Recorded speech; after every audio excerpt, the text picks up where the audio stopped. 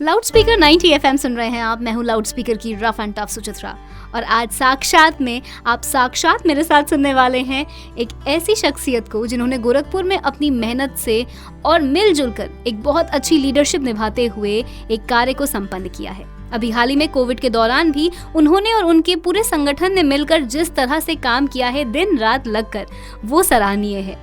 और इसी के साथ साथ अब मैं बिना टाइम वेस्ट किए चाहूंगी कि सर आप अपना इंट्रोडक्शन हमारे लिसनर्स को दें। आप सुन रहे हैं लाउड स्पीकर 90 FM। मैं योगेंद्र नाथ दुबे, अध्यक्ष दवा विक्रेता समिति गोरखपुर। बजाओ बजाओ जरा झूम के बजाओ।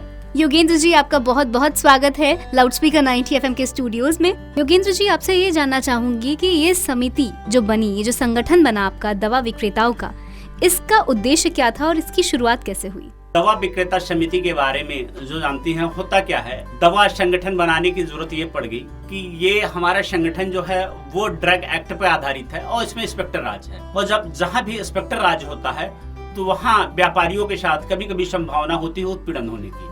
तो व्यापारी हमारे उत्पीड़ित न हो और हम उनकी सुरक्षा कर सकें, इसलिए कुछ लोगों के अंदर, जिनके अंदर नेतृत्व की क्षमता होती है, वो आगे बढ़ते हैं और व्यापारियों की रक्षा के लिए और उनको गाइड करने के लिए कि हमारा व्यवसाय वास्तव में कैसे चले। इसलिए दवा विक्रेता समिति को गठन करने की आवश्यकता पड़ी। बिल्कुल, राइट्स बहुत इंपॉर्टेंट हैं, चाहे वो किसी की भी हो, और इसीलिए उनका ध्यान रखने के लिए कई बार इस तरह के संगठन बनाए जाते हैं, जिसका संचालन बहुत ही बखूबी कर रहे हैं श्री योगेंद्र नाथ दुबे जी।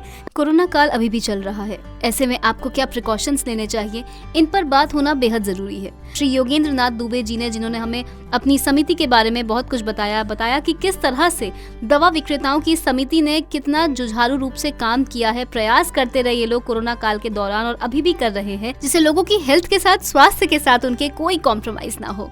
दिल से थैंक यू हमारी सबकी तरफ से इन कोरोना वॉरियर्स को भी, जिन्होंने कोरोना काल में लग कर काम किया है बिना अपनी परवाह किए हुए। ऐसे में लेकिन मेरा और आपका भी एक फर्ज है, जिसके बारे में मैं चाहूंगी कि सर अगर आप एक छोटी सी अपील हमारे लिसनर्स से करें कोरोना काल के चलते। कोरोना संकट अभी टला नहीं है और माननीय प्रधानमंत्री जी भी कह रहे हैं जब तक दवाई नहीं तब तक ढिलाई नहीं। तो आप लोग भी उसको देखिए और घर से निकलते वक्त मास्क जरूर लगाएं, हाथ को सैनिटाइज जरूर करें, स्वास्थ्य का ध्यान रखें, क्योंकि स्वस्थ आप रहेंगे तो समाज स्वस्थ रहेगा और देश स्वस्थ रहेगा। हमारी अपील है कि आप सभी लोग जो प्रदेश सरकार की या केंद्र सरकार की गाइडलाइन है उसका पालन करें, स्वस्थ रहें, सुरक्षित रहें, जरूरत पड़ने पर ही घरों से निकलें, अन्यथा घर में रहें। Absolutely true.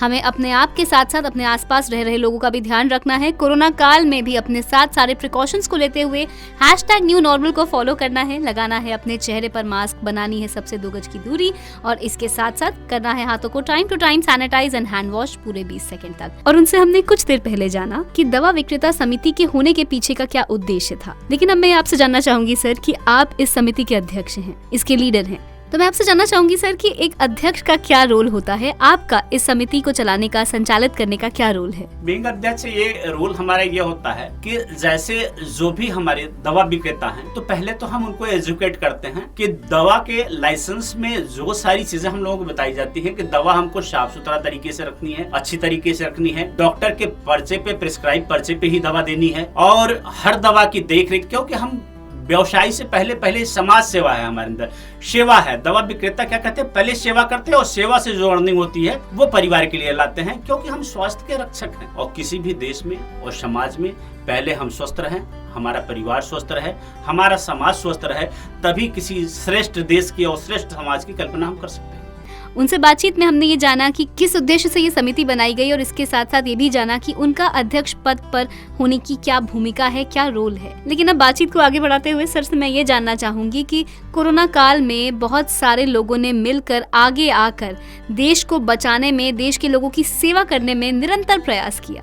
इसी प्रयास के चलते दवा विक्रेताओं ने भी रात दिन लगकर काम किया है, लेकिन ऐसे में क्या क्या चैलेंजेस आए आप सबको, इसके बारे में थोड़ा मैं चाहूंगी कि आप हमें बताएं। पहले तो लाउड स्पीकर 90 FM में मैं अपने सभी दवा विक्रेताओं को सैल्यूट करना चाहता हूं, जो वो घर से निकल के इस तरीके का शेयर किए। और कोरोना काल में प्रॉब्लम जैसे सबको हुई, वैसे समस्या हम लोगों के सामने भी आई, और क्योंकि कोरोना काल में भी घर से निकलने के लिए पास का होना बहुत अनिवार्य था। जैसे डॉक्टर्स निकल रहे थे, पुलिस लोग निकल रहे थे, सेवा कर रहे थे, वैसे हमारे परिवार में भी हमको रोका जाता था। फैमिली लेके हमको सशंकित थी कि बाजार में जाएंगे कहीं कोरोना हो जाए, लेकिन हम लोग जैसे अभी आपको बताया कि सेवा के लिए आए हैं, हमारी जिम्मेदारी है देश की सेवा करना, लोगों की सेवा करना। तो हम लोगों ने अपने दवा विक्रेताओं से अपील किया कि आप लोग घर से बाहर निकलिए, मास्क का प्रयोग कीजिए, सैनिटाइजर का प्रयोग कीजिए, बाकी सरकार की जो गाइडलाइंस है उसको फॉलो करते हुए हम अपनी अपनी दुकानें खोलें और वहां से जितनी भी मेडिसिन, जितने भी ड्रग्स हैं, वो सारी चीजें लोगों को अवेलेबिलिटी कराएं। और उसके लिए हम लोगों ने अपने यहाँ शॉप में भी सोशल डिस्टेंसिंग का पालन करते हुए कस्टमर को बुलाया था। तो अपने दुकान के आगे जो है हम लोगों ने रस्सी बांध रखी थी और कुछ गोले बना रखे थे कि सोशल डिस्टेंसिंग जरूर हो। और एक चीज मैं आपको बताना और चाहूंगा, मेरे मार्केट बहुत फैला हुआ है और चारों तरफ से आने का रास्ता है। शासन प्रशासन से मिलकर शासन प्रशासन ने भी अपील की है।